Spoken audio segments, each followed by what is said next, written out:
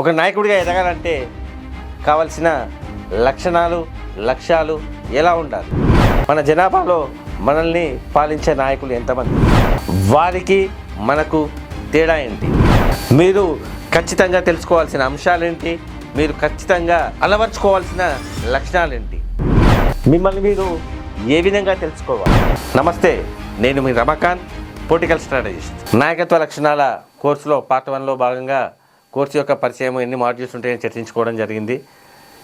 రెండో పార్ట్లో నాయకుడి యొక్క లక్షణాలు ఏంటి, మిమ్మల్ని మీరు ఎలా తెలుసుకోవాలి అన్న విషయం గురించి మాట్లాడుకునే ముందు, నా పేరు రమాకాంత్, పొలిటికల్ స్ట్రాటజిస్ట్.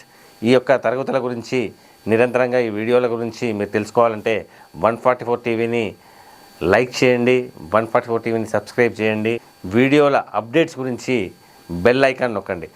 మనమందరం కలిసి సుమారు 7 బిలియన్ల జనాభా అనుకుందాం. అయితే మనల్ని పాలించే నాయకులు ఎంతమంది? మన జనాభాలో వీళ్ళు చాలా అంటే చాలా తక్కువ శాతం ఉంటారు. అసలు నాయకుడు అంటే ఏమిటి? కొంతమందిలో మాత్రమే నాయకుడి లక్షణాలు ఎందుకుంటాయి, అందరిలో ఎందుకుండవు? దానికి గల కారణాలు ఏంటి? ఒక నాయకుడిగా మారడానికి మనకు అడ్డుపడే వివిధ అంశాలు ఏమిటి? వారికి మనకు ఉన్న చిన్న చిన్న వ్యత్యాసాలు ఏంటి?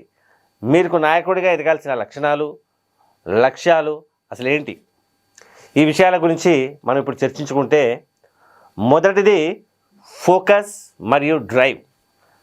నా దృక్కోణంలో ఏ రంగంలోనైనా విజయం సాధించాలంటే, విజయం చెందడానికి ఒక ప్రాథమిక లక్షణం ఫోకస్. ఫోకస్ అంటే మీ పూర్తి శ్రద్ధ, సమయం మరియు శక్తిని దేన్నైనా ఇవ్వడం. మరియు డ్రైవ్ అంటే దాన్ని సాధించుకునే బలమైన కోరిక కలిగి ఉండడం. ఒక వ్యక్తికి ఈ లక్షణాలు లేకుంటే అతని రంగంలో నిలదొక్కుకోవడం మరియు విజయం సాధించడం చాలా కష్టం. అదృష్టం వల్ల కొంతమంది ఫీల్డ్లోకి ప్రవేశించవచ్చు, కానీ ఎంతకాలం ఈ రంగంలో నిలదొక్కుకోలేరు. రెండవ లక్షణం సానుభూతి. ఈ రంగంలో సానుభూతి చూపడం చాలా ముఖ్యం. సానుభూతితో ఉండడం అంటే ఇతరుల భావోద్వేగాలను అర్థం చేసుకోవడం మరియు వారి భావాలను పంచుకోవడం. మీరు ఆ సానుభూతి చూపలేనప్పుడు మీరు జనాలకు కనెక్ట్ అవ్వలేరు మరియు వారిలో రిలేషన్ ఏర్పరచుకోలేరు. ఇక ప్రజలతో ఆ బంధం లేకపోతే ఈ రంగంలో నిలదొక్కుకోలేరు. మూడవది నేపథ్యం. రాజకీయం అనేది భావోద్వేగాలు మరియు తెలివితేటల కలయిక కలిగి ఉండవలసిన రంగం. చాలా వ్యూహాత్మకంగా ఎత్తుగడలు వేయాలి. మరోవైపు ప్రజలకు సరైన భావోద్వేగాలను ఎలా నొక్కాలో ఖచ్చితంగా తెలుసుకోవాలి. ఈ నేపథ్యం గురించి మంచిగా, సృజనాత్మకంగా, స్ఫూర్తిదాయకంగా చెప్పే విధంగా ఉండాలి. ఉదాహరణకు మనం కొంతమంది నాయకుల ఎగ్జాంపుల్స్ తీసుకుంటే, చాయ్వాలా నుంచి ప్రారంభమైన మన ప్రధానమంత్రి మోడీజీ కథ కావచ్చు, వెటర్నరీ కళాశాల క్వార్టర్స్ నుంచి ప్రారంభమైన లాలూ ప్రసాద్ యాదవ్ గారి కథ ఉండొచ్చు, ఐఐటిఎన్గా మరియు సివిల్ సర్వీసెస్లో ప్రవేశించి దేశానికి సేవ చేయడం కోసం అన్నిటినీ వదులుకొని ప్రజలకు సేవ చేస్తున్న కేజ్రీవాల్ లాంటి నాయకుడి కథ ఒక ఉదాహరణగా తీసుకోవచ్చు. మీ పట్ల ప్రజల దృష్టిని ఆకర్షించగల, మిమ్మల్ని విశ్వసించేలా వారిని ఒప్పించే ఇలాంటి కథనాన్ని మీరు కూడా కలిగి ఉండాలి. అంటే ప్రజలు ఇవన్నీ చూడనవసరం లేదు, ఎవరి దగ్గర ఇదివరకు విననవసరం లేదు. కేవలం మనం చెప్పింది, చూపించింది మాత్రమే నమ్ముతారు. అందుకనే ప్రకటనలకు మన నాయకులు ఏంటంటే చాలా ఖర్చు పెడతారు. ఫిజికల్గా లేదా వాస్తవంగా మీరు గరిష్ట సమయం ప్రజల ముందు ఉండాలి. అంటే దీని అర్థం ఏంటంటే, ప్రజలు మిమ్మల్ని లేదా మీ చిత్రాలను ఎంత ఎక్కువగా చూస్తారో అంతగా వారిలో ప్రజలకు మీపై బంధం ఏర్పడుతుంది. ఇతరుల కంటే ప్రత్యేకంగా, భిన్నంగా మీరు ప్రజలకు కనిపిస్తూ ఉండాలి. ఇది ప్రసంగాలపై మీ పట్టు కావచ్చు, లేదా ఆర్థిక శాస్త్రం, ప్రపంచ రాజకీయాల వంటి నైపుణ్యం ఉన్న కొన్ని ప్రసంగాలు కావచ్చు. మోడీజీ తన ప్రసంగాలకు ప్రసిద్ధి చెందినట్లే డాక్టర్ మన్మోహన్ సింగ్ తన విధేయతకు, ఆర్థిక శాస్త్రంలో లోతైన పరిజ్ఞానంతో ప్రసిద్ధి చెందారు. కాబట్టి ప్రజలారా, ఈ 5 లక్షణాలతో ఎన్ని మీరు కలిగి ఉన్నారు, ఎన్ని కలిగి లేరు? మీకు ఏది లేకపోయినా వాటిపై పనిచేయడం ప్రారంభించండి. నాయకుడిగా ఎదగాలంటే మొదట మిమ్మల్ని మీరు తెలుసుకోవాలి. మనం ఎక్కువగా ఇతరులను విశ్లేషించడానికి మరియు అంచనా వేయడానికి మన సమయాన్ని వెచ్చిస్తూ ఉంటాం. మరియు మనల్ని మనం ఎప్పుడు ఆత్మ పరిశీలన కూడా చేసుకోము. ఇప్పుడైతే నేను ఏదైతే చెప్పిందో యుద్ధకళలో చెప్తారు. ఇది మీ శత్రువును మరియు మిమ్మల్ని మీరు తెలుసుకుంటే మీరు 100 యుద్ధాలకైనా భయపడాల్సిన అవసరం లేదు. మీరు శత్రువును కాకుండా మిమ్మల్ని మీరు తెలుసుకుంటే ఎన్ని విజయాలు సాధించినా ఓటమి భయం మీ వెంటే ఉంటుంది. మరియు మీకు మీ శత్రువు లేదా మీరే తెలియకపోతే మీరు ప్రతి యుద్ధంలో లొంగిపోతూ ఉంటారు. దీని అర్థం ఏమిటంటే మీ గురించి మీకు తెలియకపోతే మీరు ప్రతి యుద్ధంలో ఓడిపోతారు. కాబట్టి మీరు రాజకీయాల్లో ఉండాలనుకుంటే లేదా నాయకుడిగా లేదా పబ్లిక్ ఫిగర్ కావాలనుకుంటే మీ బలాలు, బలహీనతలు, ఆసక్తులు, నైపుణ్యాలు, విలువలు మరియు మీలో ఉన్న ప్రతి దానిలో మిమ్మల్ని మీరు తెలుసుకోవడం చాలా ముఖ్యం. అలాగే ఇది ఒకసారి కాదు, ఇది నిరంతర ప్రక్రియ. మనం కాలంతో పాటు మారుతున్నందున మనం వివిధ అంశాల్లో ఎదుగుతున్నాం. మన వ్యక్తిత్వాలపై భిన్నమైన ప్రభావాన్ని చూపే విభిన్న జీవిత పరిస్థితులను మనం ఎదుర్కొంటూ ఉంటాం. మారుతున్న కాలంతో పాటు సమకాలీనంగా మీరు మారడం చాలా ముఖ్యం. క్రమానుసారంగా మిమ్మల్ని మీరు అంచనా వేసుకోవడం మరియు ప్రతికూలంగా అభివృద్ధి చెందగల ప్రాంతాలపై పనిచేయడం కూడా చాలా ముఖ్యం. ఇది మీరు ఖచ్చితంగా తెలుసుకోవాల్సిన అంశం. ఇది మీ లోపాలు, మీ పరిసర ప్రాంతాల్లో ప్రతికూలత ఏ విధంగా ఉంది, మీ ఆలోచన ప్రక్రియ, మీ చర్యలు, ఈ విధమైనటివి వెంటనే పరిష్కరించుకోవాలి. దేని గురించి భయపడొద్దు. అలాగే వెంటనే ప్రతిచర్య గురించి కూడా ఆలోచించొద్దు. మనందరికీ లోపాలు, బలహీనతలు ఉన్నాయి కాబట్టి డీల్ చేయలేనిది ఏమీ లేదు. ఎవరూ పరిపూర్ణులు కారు, గుర్తుంచుకోండి. తెలివైన వ్యక్తి మరియు మూర్ఖుడి మధ్య వ్యత్యాసం ఏమిటంటే వారు తమ తప్పులతో ఏం చేస్తారనేది. మీ తప్పులపై దృష్టి పెట్టండి. ఎందుకంటే తన తప్పుల గురించి తెలియని వ్యక్తి వాటిని మళ్ళీ మళ్ళీ తప్పులను పునరావృతం చేస్తాడు మరియు అది వారిని మూర్ఖులను చేస్తుంది. కాబట్టి తెలివిగా ఉండండి. మీ తప్పుల నుండే నేర్చుకోండి. రాజకీయ నాయకులు తమను తాము ఎలా అంచనా వేసుకుంటారో మీకు చిన్న ఉదాహరణ ద్వారా వివరించే ప్రయత్నం చేస్తాను. ఢిల్లీ ముఖ్యమంత్రి అరవింద్ కేజ్రీవాల్ నరేంద్ర మోడీపై తీవ్ర విమర్శలు చేస్తుండే. అతను తరచూ ప్రధాని చర్యలను విమర్శిస్తూ ఉండే. కానీ అది కేజ్రీవాల్కు వ్యతిరేకంగా మోడీ మద్దతుదారులను సంఘటితం చేయడానికి దారితీసింది. ఫలితంగా ఢిల్లీ మున్సిపల్ ఎన్నికల్లో కేజ్రీవాల్ ఓడిపోయారు. 2019 లోక్సభ ఎన్నికల్లో 7కి 1 సీటు కూడా గెలవలేకపోయాడు.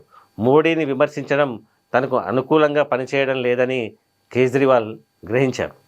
అందుకే ఆయన తన పద్ధతిని మార్చుకొని 2020 ఎన్నికల్లో ఢిల్లీలో విజయం సాధించారు.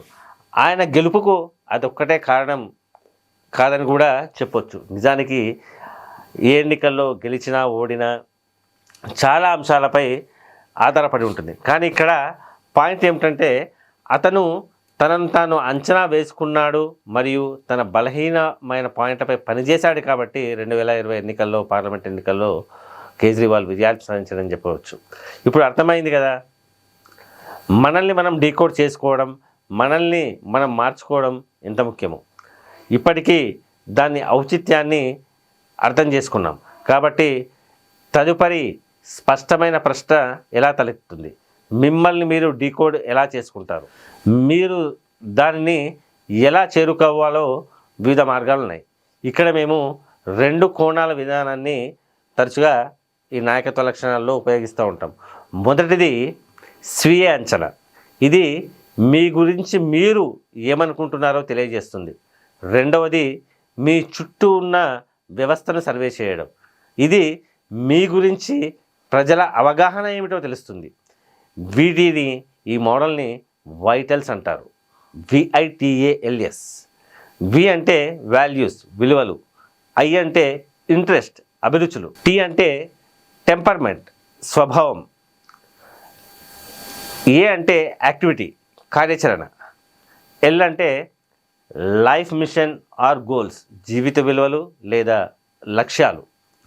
ఎస్ అంటే స్ట్రెంగ్త్స్ ఆర్ స్కిల్స్, అంటే బలాలు లేదా నైపుణ్యాలు.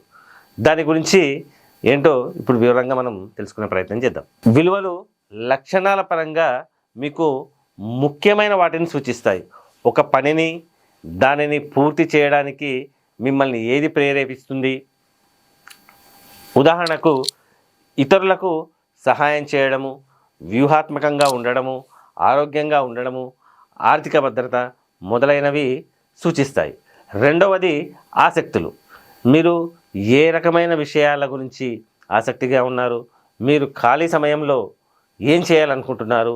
ఏది మిమ్మల్ని ఆకర్షిస్తుంది? మీ అభిరుచులేంటి? హాబీలేంటి? ఇది నిరంతర వ్యవధిలో మీ దృష్టిని ఆకర్షిస్తుంది. చాలామంది వ్యక్తులు తమకు లోతైన ఆసక్తుల చుట్టూ విజయవంతమైన వృత్తిని నిర్మించుకుంటారు. తర్వాత స్వభావము. ఇది అంతర్గత ప్రాధాన్యతలను సూచిస్తుంది. మీరు ఒక ప్లానరా లేదా గో విత్ ఫ్లో రకమైన వ్యక్తుల? మీరు భావన లేదా ఆలోచనలు మరియు వాస్తవాలకు ఆధారంగా నిర్ణయాలు తీసుకుంటారా? మీరు వివరాలను లేదా పెద్ద ఆలోచనలను ఇష్టపడతారా? మీరు ఒంటరిగా లేదా వ్యక్తులతో ఉండాలనుకుంటున్నారా? మీరు ఇంట్రోవర్డా లేదా ఎక్స్ట్రోవర్డా? తదుపరి యాక్టివిటీస్ అంటే మీ రోజును ఎలా గడుపుతారు? మీ రోజులో అత్యంత తక్కువ ఆనందించే భాగాలేంటి? మీకు రోజువారీ ఆచారాలు ఏమైనా ఉన్నాయా? మీరు డే పర్సనా లేదా నైట్ పర్సనా? మీ పీక్ ఏంటి? ఎనర్జీ, సమయం, జీవిత లక్ష్యాలు. ఇక్కడ మేము మీ జీవితంలోని అత్యంత ముఖ్యమైన సంఘటనలను మనం తెలియజేస్తాం. 5 సంవత్సరాల్లో మిమ్మల్ని మీరు ఎక్కడ చూడాలనుకుంటున్నారు? 10 ఏళ్లలో ఏంటి? మీరు మీ దాచిన గుర్తింపు, మీ కెరియర్ మరియు జీవిత సంతృప్తికి సంబంధించిన ఆధారాలను కనుగొనవచ్చు. చివరగా బలాలు. ఇక్కడ మీరు మీ సామర్థ్యాలు, నైపుణ్యాలు మరియు ప్రతిభను ప్రశ్నిస్తారు. మీరు నిజంగా దేనిలో మంచివారు? మీ బలాలు, మీ నైపుణ్యాలు మరియు ప్రతిభ మాత్రమే కాకుండా విధేయత, ఇతరుల పట్ల గౌరవం నేర్చుకోవడము, ప్రేమ, భావోద్వేగ మేధస్సు, కష్టపడి పనిచేయడం మరియు మరిన్ని ఇటువంటి అంశాల యొక్క బలాలను కూడా కలిగి ఉంటాయి. కాబట్టి మీరు ఏం చేయాలి? ముందుగా ఈ వైటల్స్ గురించి రాసి ఈ కీలక అంశాల క్రింద మీ గురించి వ్రాయమని కనీసం ఒక 5గురిని అడగండి. ఈ 5గురు ఎవరై ఉండాలంటే మీ దగ్గర వ్యక్తులు కానీ, స్నేహితులు కానీ, మీ సహోద్యోగులు కానీ, కుటుంబ సభ్యులు కానీ, ఎవరైనా కావచ్చు. ఈ ఎక్సర్సైజ్ పూర్తి చేసిన తర్వాత మీ గురించి ఇతరులు ఏమనుకుంటున్నారో మీకు ఒక స్పష్టమైన అవగాహన వస్తుంది. ఒక నాయకుడిగా ఎదగాలంటే మిమ్మల్ని మీరు ఎలా తెలుసుకోవాలి? అసలు రాజకీయ నాయకుడికి కావాల్సిన లక్షణాలు ఏంటి? సాధారణ ప్రజలకు మీకు ఉన్న డిఫరెన్స్ ఏంది? ఇవన్నీ ఇప్పుడు ఈరోజు మనం చర్చించుకున్నాం. రాబోయే రోజుల్లో మరిన్ని టాపిక్స్తో మీ ముందుకు 144 టీవీ తీసుకొస్తుంది. కాబట్టి నాయకుడిగా ఎదగాలంటే మేము మీకు ప్రతి ఒక్క విషయంలో మా సపోర్ట్ 144 టీవీ తరఫున ఉంటుంది. మీ ప్రాంతంలో ఒక మంచి నాయకుడిగా ఎదిగి ప్రజలకు సేవ చేయాలన్నది మాత్రమే మా యొక్క 144 టీవీ తరఫు నుంచి మేము కోరుతున్నాం. ఇదంతా మీకు ఎందుకు చెప్తున్నామంటే మీరు మీలో ఉన్న చిన్న చిన్న లోపాలను సరిచేసుకొని చిన్న చిన్న లక్షణాలను అలవర్చుకుంటే భారతదేశం గర్వించదగ్గ నాయకుడు అవ్వడం చాలా సులభం అని చెప్పేసి ఈ సందర్భంగా మీకు తెలియజేస్తూ, మా గత వీడియోస్ చాలా మంచిగా ఆదరించారు. చాలా మంచి వ్యూస్ వచ్చాయి. దాదాపు 1500 నుంచి 2000 మంది సబ్స్క్రైబర్లు మా ఛానల్కి ఈ నాయకత్వ లక్షణాల గురించి సబ్స్క్రైబ్ చేసుకోవడం జరిగింది. చాలామంది కామెంట్స్ చేసిర్రు ఇది ఒక పుస్తక రూపంలో తయారు చేయండి అని. రాబోయే రోజులలో ఖచ్చితంగా ఒక పుస్తక రూపంలో దీన్ని తయారు చేసే ప్రయత్నం చేస్తాము.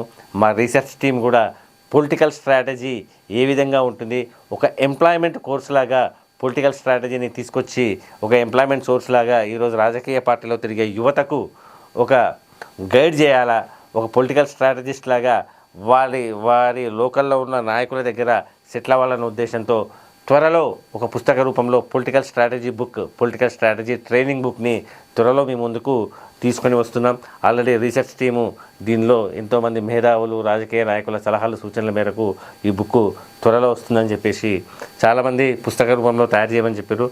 వారి కోరికకు అనుగుణంగా, వారికి ఆలోచనలకు అనుగుణంగా ఈ పుస్తకం ఉంటుందని చెప్పేసి అతి త్వరలో ఈ పుస్తకం రిలీజ్ చేస్తామని చెప్పి మీకు తెలియజేస్తున్నాం. నమస్తే.